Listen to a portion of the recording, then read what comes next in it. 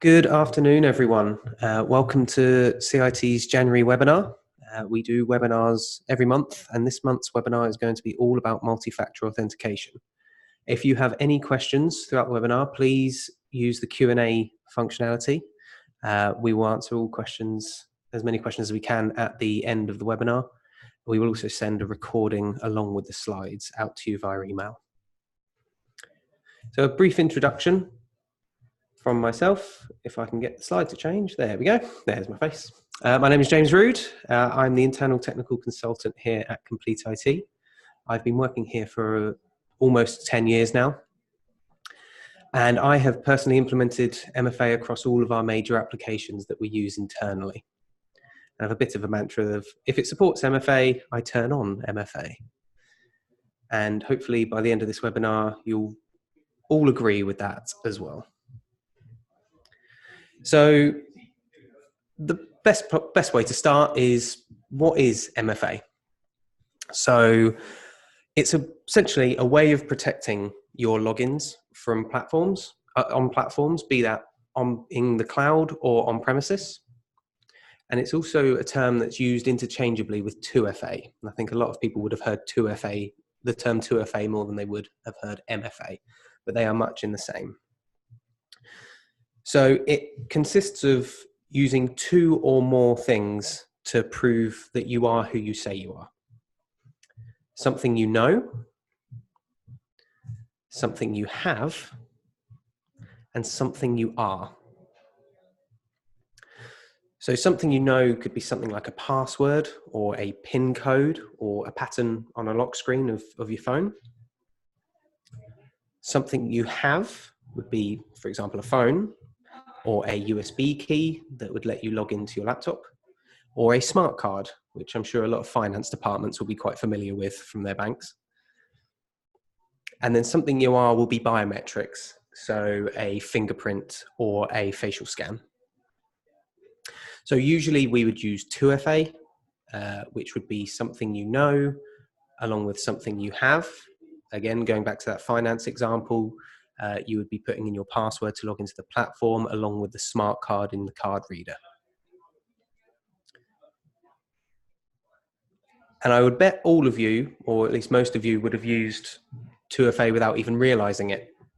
So for example, if you're ever paying for something in a shop with a credit card that's not contactless, I will admit, you will be using 2FA because you'll be using something you have, which is your bank card, along with something you know, which is your PIN code. So there's been 2FA for many, many years. MFA is very widely adopted, and it's getting more and more common as the years go by. So there's a huge industry push for MFA and for it to be implemented in pretty much any service where they handle personal data. So for example, Apple, they've obviously got a trove of personal data on their systems. Get your iCloud account hacked and all of a sudden, boom, all your photos. So Apple automatically enable MFA on iCloud accounts nowadays. Microsoft, the other big corporate, they put out a new partner agreement in August last year that required every single partner login to Microsoft's platforms to have MFA enabled. If they didn't, you lose your partner status. So that's how critical it is for those businesses. And those are the names of some banks that you might recognize. So in September last year, a new regulation came into effect in the EU that required all banks in the EU to enforce MFA for their users. So some of you may have noticed when doing large transactions of online banking now, you'll receive a text message with a code that you have to then also put in to approve the transaction. So how does it work? Well, it is really very simple. So you put your username and your password in. It then goes off and checks if you've got MFA enabled and what those other factors are. And then it uses those factors. So it will send you a text message, or it will pop up a notification on your phone saying someone's trying to sign in. Do you want to approve it or do you want to deny it? You click approve or tap approve and you're in. And the whole point here is to remove the single point of failure. So if someone breaks your username and your password, they've then got the next step to break. And it's more often than not, it's a step that they can't break without being physically near you. That's the whole concept. So we're going to go through a few methods, the most common ones used for MFA. So first of all, we've spoken about it a few times, the text message. You'll get a text message from your bank.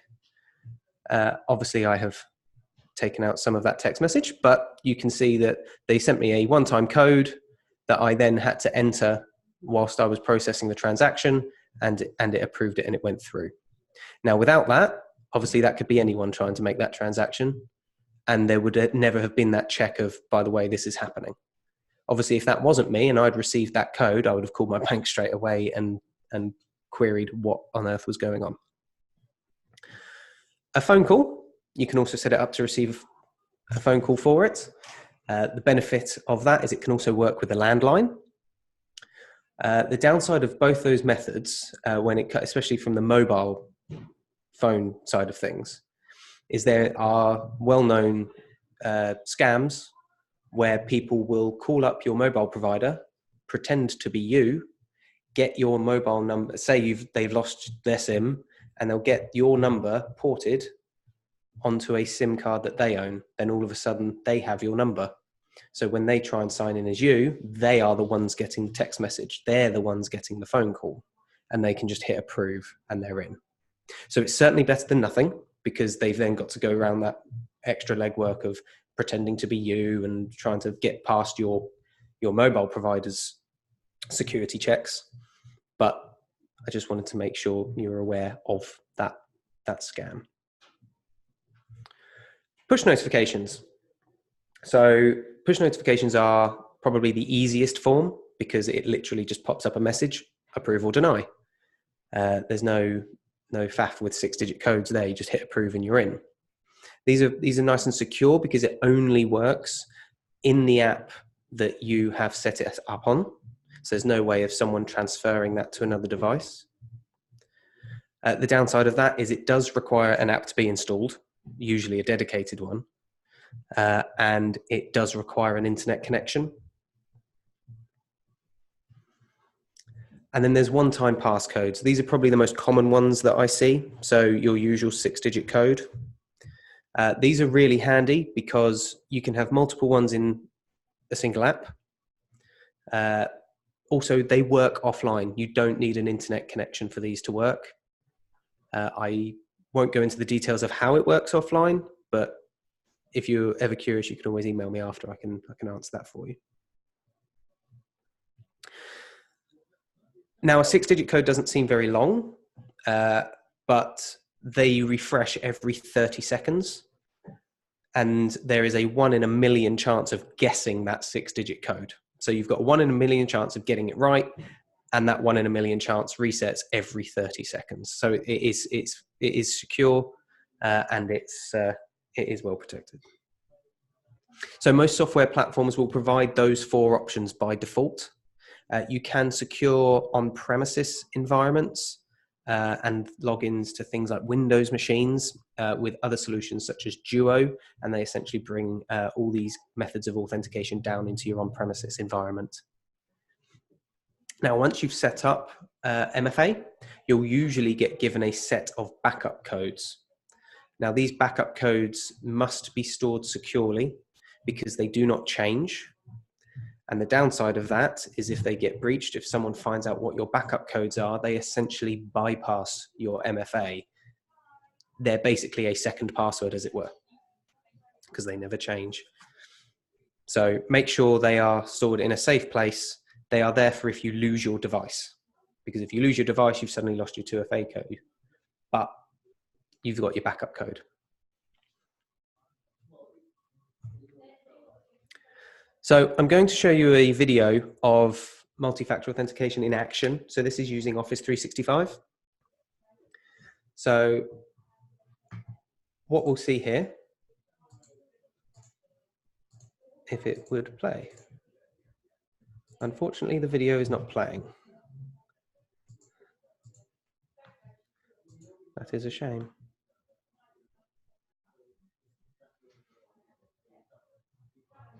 Bear with me just a moment. No, it's not playing. That is unfortunate. So what you would have seen there is what will happen is the user will enter their email address and their password. It then comes up with a message saying, we need some more information from you. They click next. They then get given those options that we went through before, the text message, the phone call, the push notification, or the 6-digit code. They choose which one they want to do. They install the app. So in this example, I was using the Microsoft Authenticator app. You click add account. The Office 365 login screen then gives you a code to scan with the camera on the phone. It adds the account and it just pops up with the message saying, do you want to approve or deny? The one that you saw in the previous slide. So sorry, I can't show you that today, but if you do ever want a demo, just feel free to give me an email. I'm more than happy to do it for you.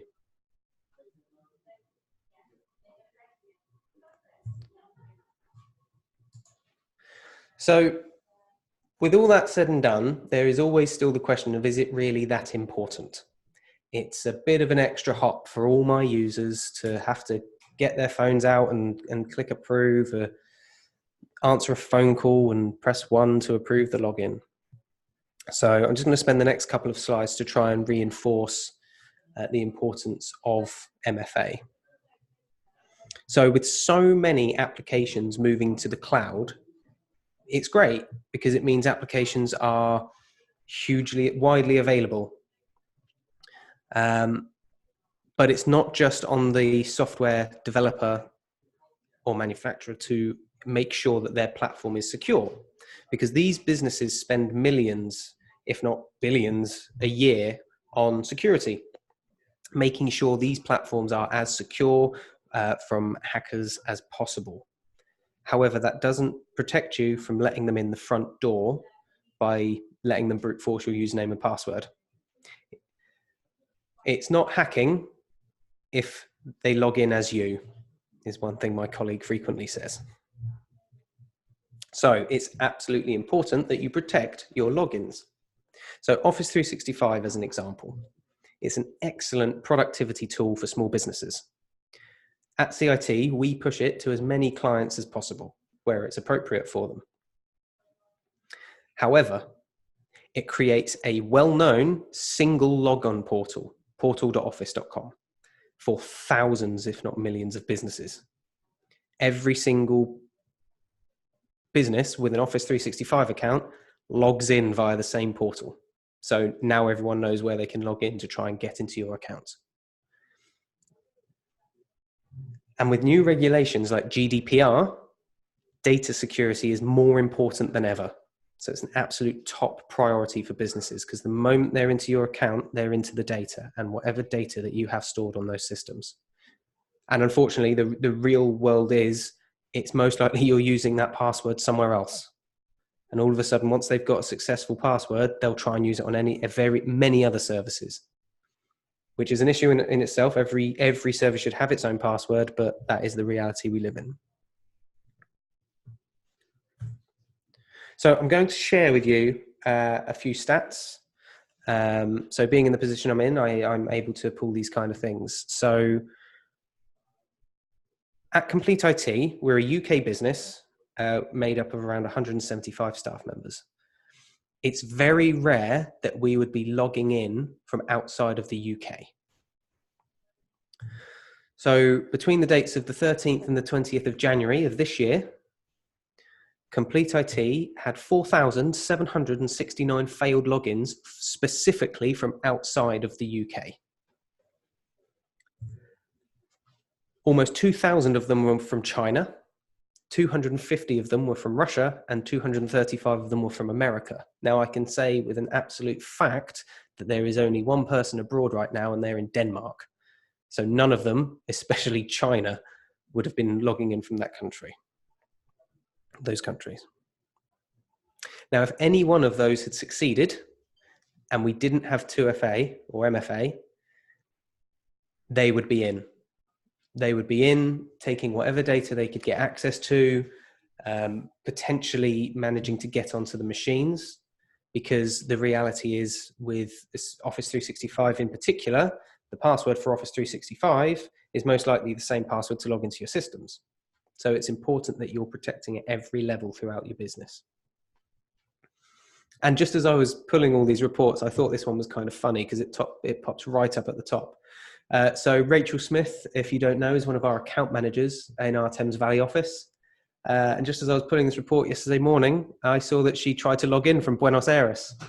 Funnily enough, I looked down the corridor and could see her at her desk in High Wycombe.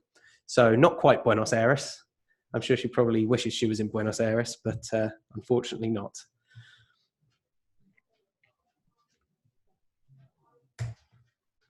And here are some bigger examples. So not complete IT. We go from 100 users to millions. So TimeHop, if you don't know, I must admit I didn't. I'm not a massive social media platformer. TimeHop had a breach in 2018 where 21 million users had personally identifiable information stolen from them, along with almost 5 million phone numbers. So that service was one that you could, from your Facebook page, for example, sign into TimeHop. They would scan your social media page and then show you things from your past and a bit of a history. However, with that lack of MFA, they were able to log into TimeHop's backend servers and just take all of that data. Docker, major technology platform, had an admin account logged into in 2019, and 190,000 users had their data and login tokens stolen, which means all of a sudden criminals were able to act as them as opposed to being locked out. And again, that was all because the admin account didn't have two-factor authentication enabled. Deloitte, the major tax and auditing firm in 2017, had confidential emails and documents for both them internally and their clients stolen because admin account without multi-factor authentication. And bringing it a bit closer to home, the UK government, they had 48,000 logon attempts per hour trying to break into accounts. And they were successful in many of those accounts, and they were able to steal emails from the UK government themselves. And that was all, if they had just had MFA enabled, they would have been stopped. The moment they got past through that password phase, it would have gone, approve the login request, please. And you would hope that the person would hit deny when it pops up because they know it wasn't them. So one thing I want to also get across is it's not just for work. Whilst it is obviously very important to be putting this in at work, it's also just as important to take this information home with you. Spread it with your friends and your family. I try to internally. I get a lot of moans and groans, but you hear me out. So using Facebook as an example, you can probably tell this is partly my about page on my Facebook, albeit I have edited it a bit. So usually this is only visible to me and my friends. However, if someone was able to break into my Facebook account simply by brute forcing my username and password, so just trying hundreds of passwords over and over and over again until they finally get into my account, they would be me. They were James Rood. They could see everything I put on there, all my photos, where I work, where I live, where I went to school, my birthday, who I'm married to, my friends and their information. And they would also know my mother's maiden name, which is the security question of choice for many people. But all of a sudden they had all of that information. They could be me. That is the start of identity fraud. And all of that could be avoided simply by turning on MFA. Because the moment they get past that password, it will say, enter your 6-digit code. And they'd be like, stuck. Every major social media platform supports MFA now. If you're using a platform that doesn't, I highly recommend moving off of it and finding one that does.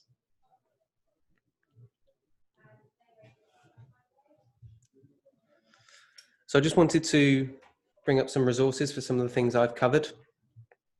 And one thing I just also want to point out is that MFA is not an excuse for poor password practices. So I did bring up earlier the fact that every platform should, in reality, have its own separate password. Yes, that is difficult, but that's why I would definitely recommend a password manager, protected by MFA, of course, to aid in this, because it's unrealistic that you're going to remember tens, if not hundreds, of different passwords. So I use a password manager daily.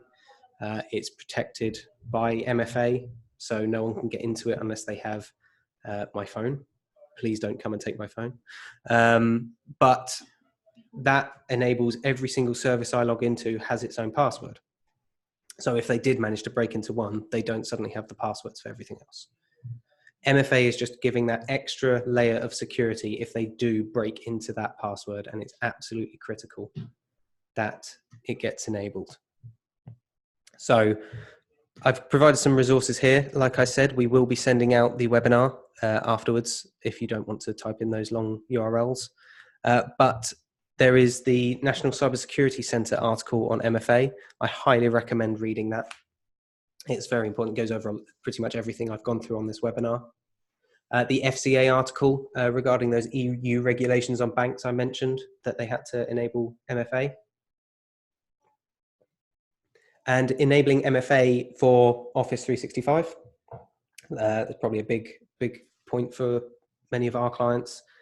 There's the article there. You can obviously talk, if you are a complete IT client, you can talk to your TC or account manager about that as well.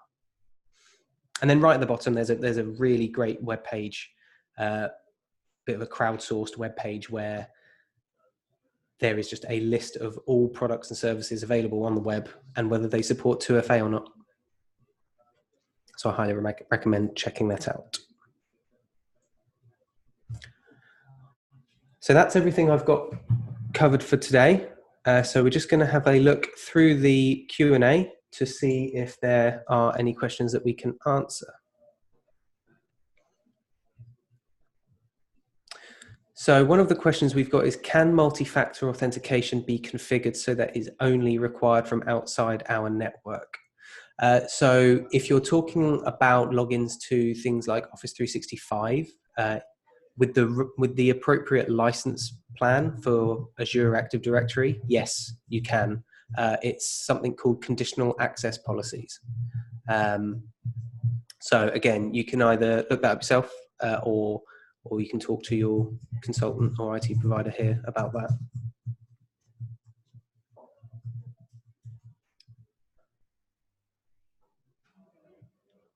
Another question here is, can you show us how we can see a report on our attempted logins from outside the UK?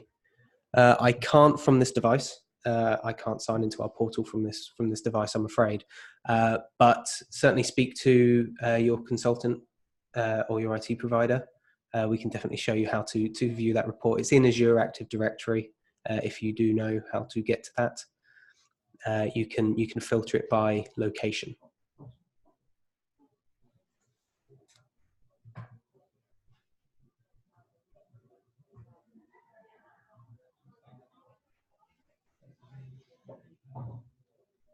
So another question we've got here is there a password manager platform you would recommend for a business?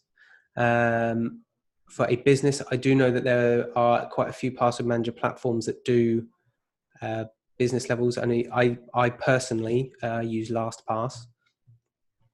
They do a enterprise level one.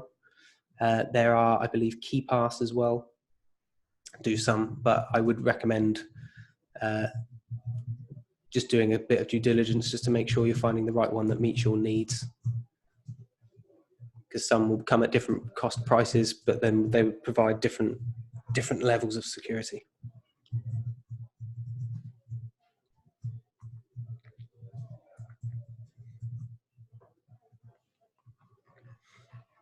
Bear with me just a second. The Q&As are just coming in still.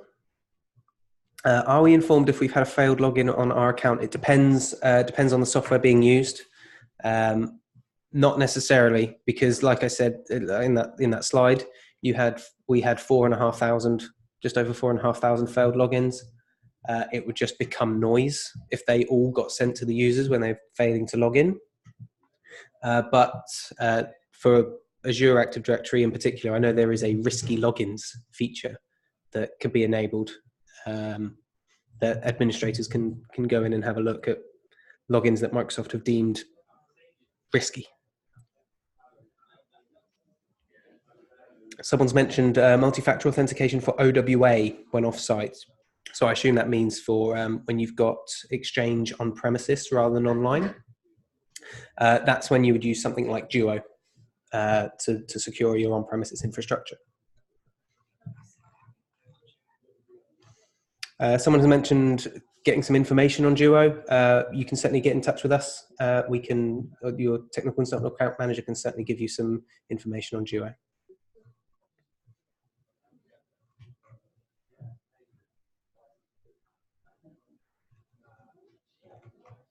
Someone's asked if the report can show successful logins from outside the UK. Certainly. So I simply had filtered it to failed, and then just took the report and said, show me everything that doesn't have UK in it. So you could obviously just flip that to be successful, and then anything that doesn't have UK in it. Are there any other methods of MFA if our team do not want to use their personal phones to receive a text? There are. So you could use, rather than the text message, use the phone call option and get it to call a landline. Essentially, you receive a phone call, you pick it up. It says, this is the verification service, press 1 to continue, and they press 1 and it lets them in. Otherwise, they just hang up. So you could use that.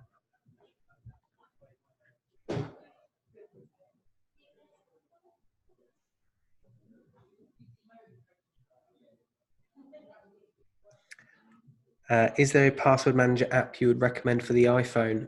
Again, just from a personal experience, I've used LastPass and I've used it for many years and it hasn't failed me. It's really reliable for me, but there are many out there, so I do recommend just finding the one that's right for you.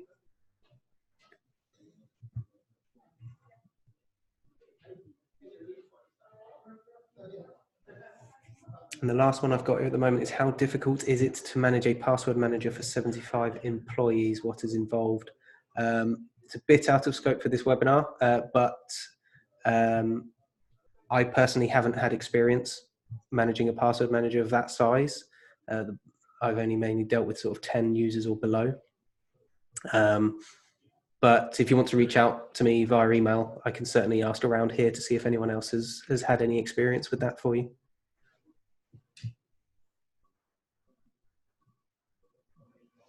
So one last question that I've had is, are there any costs to implementing two-factor authentication with Office 365? Do Microsoft charge for it? It is included with Office 365 and Microsoft 365. The free option only includes the app verification, I believe. If you wanted to go a bit more in detail about it, like I was mentioning earlier, these policies that allow you to do it only when you're out of the office and things like that, that is then a chargeable extra. But again, if you want a bit more detail on either what you're currently using, whether the more granular options are included in the package you're licensed for, do reach out to your account manager for more information.